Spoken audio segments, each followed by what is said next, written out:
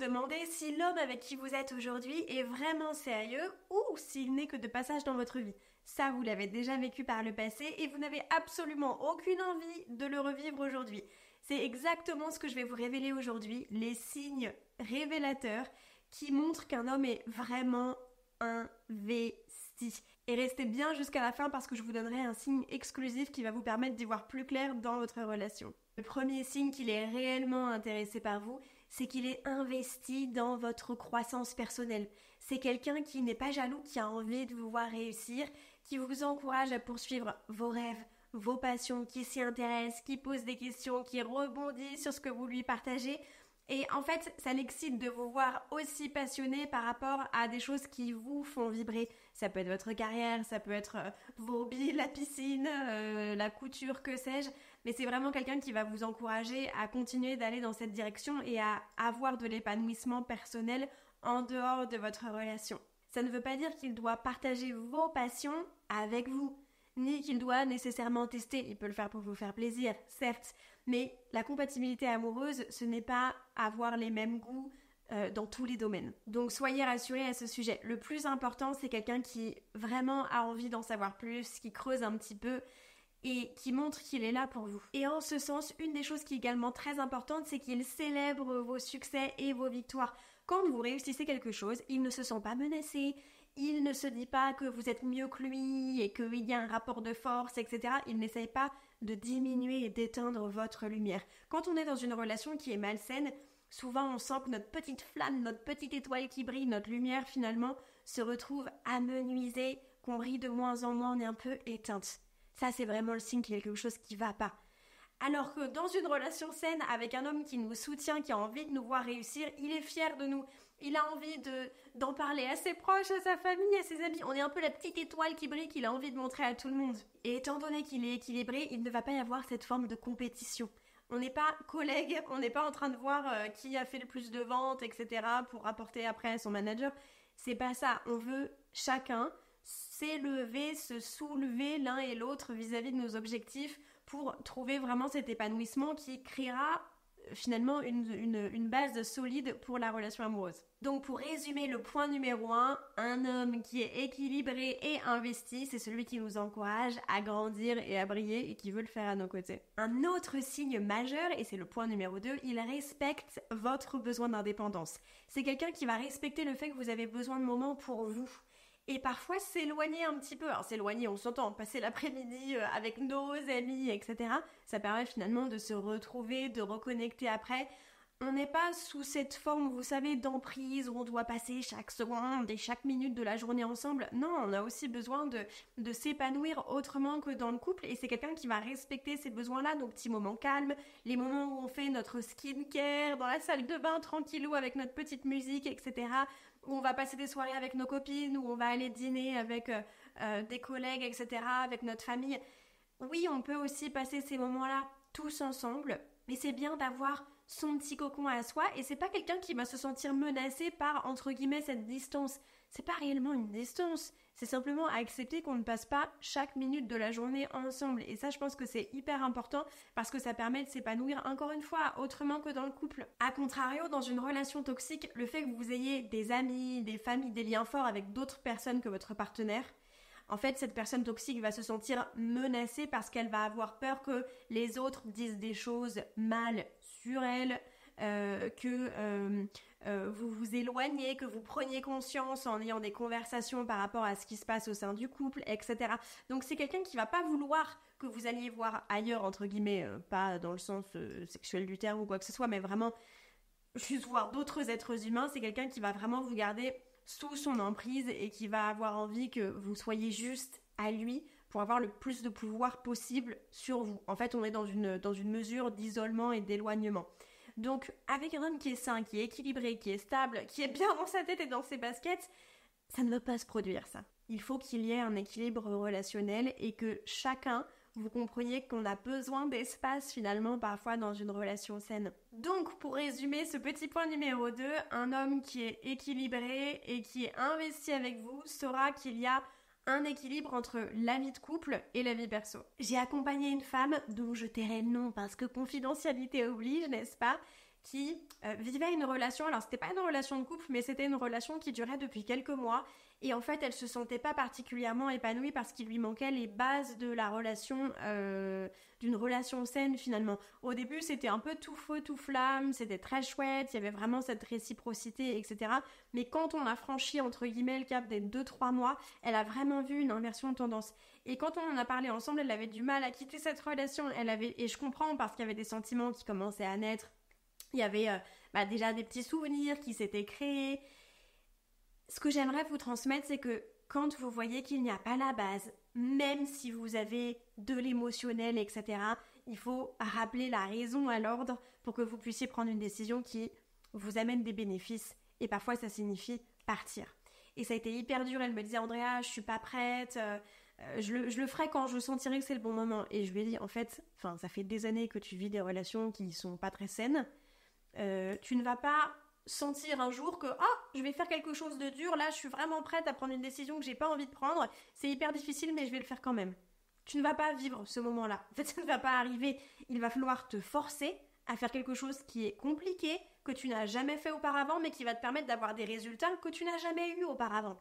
Si on veut des résultats différents, il va falloir changer notre façon de faire. Et vraiment, elle s'est poussée. C'est vrai que je peux pas faire les choses à votre place, mais je peux vous guider dans la bonne direction. Et elle s'est poussée. Elle a arrêté avec ce monsieur. Et finalement, on a fait le travail ensemble, etc. Et au bout de 6-8 mois, elle a rencontré quelqu'un de sain, avec qui elle est toujours aujourd'hui, qui lui offre des fleurs, avec qui ça se passe bien, qui lui a présenté sa famille, etc. Puis là, il parle du futur ensemble, des vacances d'hiver, etc.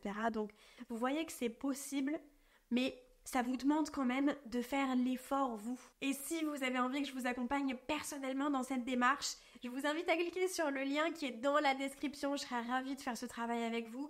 Vraiment, je pars du principe qu'il vaut mieux faire ce travail pendant quelques mois et entre guillemets, après, en être débarrassé. Alors, je dis pas être débarrassé de moi d'une manière qui soit péjorative, mais être débarrassé pour vivre quelque chose de beau les prochaines années plutôt que de continuer en fait cet auto-sabotage pendant des années, d'être déçu et de se retrouver après à 35 ans en se disant mince, je suis seule, j'ai perdu 15 ans avec les mauvaises personnes et en fait il n'y a pas de raison que ça continue pas comme ça puisque je change pas d'attitude. Il y a pas, je donne pas de stratégie, de trucs un peu bizarres, mais il y a quand même une méthodologie qui est saine, qui est basée sur vous, sur votre estime et qui vous permettra de vivre quelque chose qui soit différent ce que vous avez connu par le passé. Donc je vous laisse cliquer juste en dessous. Point numéro 3, et pas des moindres. Je suis certaine que vous n'avez pas beaucoup vu ce genre de choses dans vos relations précédentes si vous n'avez pas encore eu de relation amoureuse stable et épanouissante, n'est-ce pas? C'est pour ça qu'on est là. Quelqu'un qui s'adapte à vos besoins émotionnels. Ça ne veut pas dire qu'il se met de côté pour complètement s'adapter à vous. On n'est pas sur une suradaptabilité, ça ce serait pas très sain et ce serait pas non plus respecter qui il est et respecter ses besoins propres. Mais quelqu'un qui va faire l'effort de comprendre ce que vous ressentez, qui va faire l'effort et ça devrait même pas être un effort en fait, mais quelqu'un qui va vous faire vous sentir vu, entendu, comprise, écoutée. Pas quelqu'un qui va vous rejeter ou qui va vous faire passer pour une folle dès que il y a des émotions, dès que vous essayez de parler, dès que vous mettez sur la table finalement quelque chose qui le rend inconfortable. Parce que c'est vrai qu'avec cette fameuse chasse aux sorcières, etc., on a l'impression depuis des décennies que quand on est une femme, finalement, on est toujours un peu faux-folle, qu'on ne sait pas gérer nos émotions, qu'on a toujours tort, qu'on est chiante. Et justement, parce qu'on a peur d'être chiante, parce qu'on a peur d'en faire trop et d'être du coup délaissée, d'être abandonnée, on va nous s'adapter pour ne pas trop déranger, pour être lisse. Le problème, c'est que quand on fait ça, on n'incarne pas totalement notre authenticité, on n'incarne pas totalement qui on est. Et du coup, on se délaisse et c'est là qu'on s'abandonne en fait dans une relation. Et est-ce que si nous, on n'incarne pas complètement qui on est, on peut être dans une relation équilibrée, étant donné qu'on n'a pas notre propre équilibre? Je ne pense pas. Et c'est là que c'est important d'être avec un homme, de choisir un homme, parce qu'encore une fois, c'est un choix, c'est pas l'espoir ou l'univers qui nous l'amène comme ça sur un plateau d'argent. On choisit avec qui on est responsable des hommes qui entrent dans notre... Enfin, en tout cas, qu'on fait rentrer dans notre vie, avec qui on reste. C'est important que vous puissiez justement vous dire, est-ce que cette personne est suffisamment mature et est-ce que c'est quelqu'un qui est capable d'avoir conscience de lui et conscience des autres pour justement gérer parfois nos moments de tension, pour apprendre à nous disputer de manière équilibrée? Ça paraît bizarre quand je le dis comme ça, mais c'est hyper important. Et on apprend ensemble, on évolue ensemble, on grandit ensemble et on veut être avec quelqu'un qui est capable de faire ça. En fait, qui est capable d'être un bon partenaire. Parce que si vous choisissez quelqu'un qui est là et vous espérez le faire évoluer, en fait, ce qui va se passer, c'est que vous allez incarner un peu le rôle de maman. Il en a déjà une, c'est pas ce qu'il recherche, vous n'avez pas besoin d'incarner ça. Et vous allez vous mettre un poids sur les épaules qui n'est pas nécessaire. Donc dès le début, on crée un déséquilibre. C'est pas ce qu'on veut. On apprend un peu ce qui est important pour l'un et pour l'autre, et puis on adapte son comportement et son attitude en conséquence. On essaye de trouver des compromis, on se rejoint au milieu, et on n'est pas dans la suradaptabilité, mais on n'est pas non plus dans le truc de ah bah moi je suis comme ça, mais on m'accepte comme je suis. Sinon on n'avance plus. Point numéro 4. Alors ça c'est plutôt chouette parce que généralement on le voit au début sur les choses qui sont un peu en surface, disons, et ensuite après dans le couple quand effectivement la vie nous envoie des challenges. Ce point numéro 4, c'est qu'un homme qui est vraiment intéressé par vous aura des intentions, un comportement et une attitude qui seront stables, même quand les choses deviennent compliquées. Quand il y a de l'engagement et qu'il y a des challenges, on reste quand même. On ne se barre pas à la première difficulté, on ne se barre pas à la première dispute et on n'utilise pas justement les périodes de vagues ou de creux pour justifier un éloignement, une distance. Ça, c'est trop facile et c'est une preuve d'immaturité finalement. C'est-à-dire que quand tout va bien, on s'envoie des messages, on est là l'un pour l'autre, on passe des super week-ends ensemble, alors dès qu'il y a un petit truc, finalement, tu prends tes distances, tu t'éloignes, et puis tu me dis, ah bah moi, je dois être dans ma grotte, j'ai besoin d'être seule. Et du coup, nous, on subit le silence de l'autre. Alors, si ça dure 2-3 heures, ok. Si ça dure 2-3 semaines, où il n'y a pas de communication, où on est laissé un peu de côté, c'est pas top. Et malheureusement, les études montrent, alors c'est pas une très bonne nouvelle, mais j'ose espérer qu'on soit en train d'inverser la tendance, notamment parce qu'on choisit, et j'espère avoir une petite part une petite part là-dedans, j'espère jouer un tout petit rôle là-dedans. On choisit des hommes différents, on a plus de standards, et du coup, on fait peut-être davantage attention à ce genre de choses, disons, on accepte moins des choses qu'on ne mérite pas, enfin j'ose espérer que ce soit le cas. En tout cas, les études montrent malheureusement que quand il y a des challenges, apparemment, les hommes seraient plus enclins à partir, contrairement aux femmes qui restent malgré les difficultés de la vie. Notamment dans la maladie, par exemple. C'est quelque chose que j'avais lu et c'est vrai que ça me fait beaucoup de peine et j'entendais des personnes en parler sur un podcast et c'était que des hommes et c'était là, mais quoi ? Enfin, ça me paraît pas du tout logique et ils étaient très très surpris en fait des résultats de cette étude et c'est relativement triste et je comprends hein, quand on nous annonce une maladie, etc. Oh bah ça fait peur, on part, mais en fait on veut être avec quelqu'un qui a les épaules. J'ai vécu ça avec un de mes ex et on s'est séparés pour cette raison. Enfin, c'est effectivement lui qui est parti parce que la vie lui a envoyé des challenges et en fait, il n'a pas su du tout gérer. Il y a eu, je pense, un trop-plein émotionnel. Ça a affecté sa santé mentale, sa santé physique. Et moi, je me disais, bon, bah écoute, on va être ensemble coûte que coûte. Si tu n'es pas bien pendant 1 an, en fait, 1 an sur 50 ans de vie commune, qu'est-ce que c'est ? Et c'est lui qui a décidé de partir. Et je me suis dit, heureusement que nous n'étions pas mariés parce que être avec quelqu'un, en fait, et je lui ai dit, si on avait été mariés avec des enfants, qu'est-ce que t'aurais fait ? Tu te serais barré et tu m'aurais laissé avec les enfants. Enfin, je veux dire, oui, ok, la vie nous envoie des challenges, mais on peut pas juste être dans la victimisation et se barrer à chaque fois que la vie nous envoie une difficulté. Enfin, et il y a des personnes, je suis désolée, qui n'ont pas les épaules, en fait, pour être de bons partenaires, et voilà, je ne les blâme pas. Mais c'est juste qu'il ne faut pas choisir d'être en couple avec ce genre de personnes parce que vous allez être en permanence en train de prendre leur charge mentale en plus de la vôtre. Déjà qu'en tant que femme, on a une charge mentale plus importante que celle des hommes. Si en plus, ils ne gèrent pas et qu'on doit prendre la leur, on se retrouve avec un bagage sur les épaules qui, encore une fois, est difficile à porter, quoi. Pareil, dans ce point-là, je vous parle justement de l'engagement et du fait qu'on soit prêt à rester quand il y a des difficultés. Mais ça signifie aussi que dans les périodes de creux, etc., il faut avoir de la résilience et être prêt à se remettre en question, à accepter que, parfois notre ego a pris peut-être un petit peu trop de place, d'un côté comme de l'autre, et que pour grandir, pour évoluer et pour continuer main dans la main avec notre partenaire, parfois il faut être capable de dire pardon, de faire preuve de résilience, de se remettre en question, d'analyser les choses, peut-être de rétro-pédaler un petit peu, etc. pour remettre les choses dans leur contexte. Ça, c'est une grande preuve de maturité parce que mettre son ego de côté, disons-le, c'est pas très agréable, mais il faut reconnaître que pour le bien-être d'une relation et d'une relation qui dure sur le très long terme, On ne peut pas naviguer dans celle-ci avec l'ego en première place. Ça ne fonctionnera pas. Et donc, ces gens qui sont jamais capables de dire pardon, de s'excuser, d'essayer de comprendre ce qui s'est passé, de se mettre finalement à la place de l'autre dans ses bottes pour comprendre davantage, est-ce que vous pensez que sur 10-20 ans, ça peut fonctionner ? Majoritairement, non, ce sera pas le cas. En tout cas, si ça dure et si vous restez ensemble, ce sera particulièrement frustrant. Donc, est-ce que c'est une relation épanouissante ? Je ne pense pas. Est-ce que vous voulez connaître le 5e signe révélateur d'un homme qui est engagé et intéressé par vous ? C'est quelqu'un qui s'investit dans votre cercle social et qui a aussi envie de vous ramener dans le sien. Il a envie de rencontrer vos proches, les gens qui comptent pour vous, que ce soit vos amis, que ce soit votre famille ou vos amis qui sont devenus votre famille, finalement, hein, chacun son passé. Et c'est quelqu'un qui fait vraiment un effort, finalement, pour rentrer dans cette dynamique où on est dans le partage. Ça ne veut pas dire qu'il va devenir fusionnel avec vos proches, ça ne veut pas dire qu'ils vont nécessairement devenir ses amis, mais en tout cas, c'est pas juste lui et vous. C'est quelqu'un qui n'a pas peur qu'on vous voit tous les deux dans la rue, main dans la main. On l'a déjà tout entendu, ça, ce truc de « Oh non, on se voit que chez moi ou que chez toi. » Mais pourquoi on ne devrait pas être vu en public ?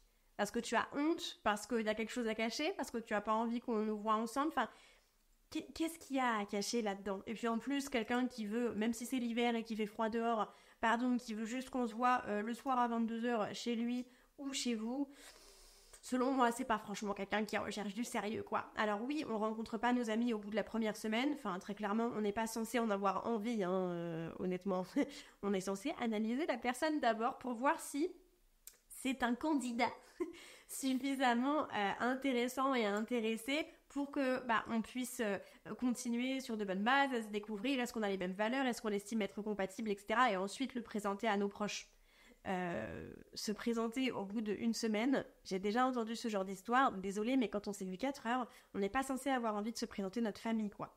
Là, ça prouve que nous-mêmes, on fait pas preuve de discernement, on n'a peut-être pas une façon de penser qui est hyper équilibrée avec l'autre, peut-être qu'on est un peu trop dans les émotions, etc. Et du coup, est-ce que derrière, si soi-même on n'a pas cette stabilité émotionnelle, est-ce qu'on peut espérer avoir une relation qui soit équilibrée, saine et stable ?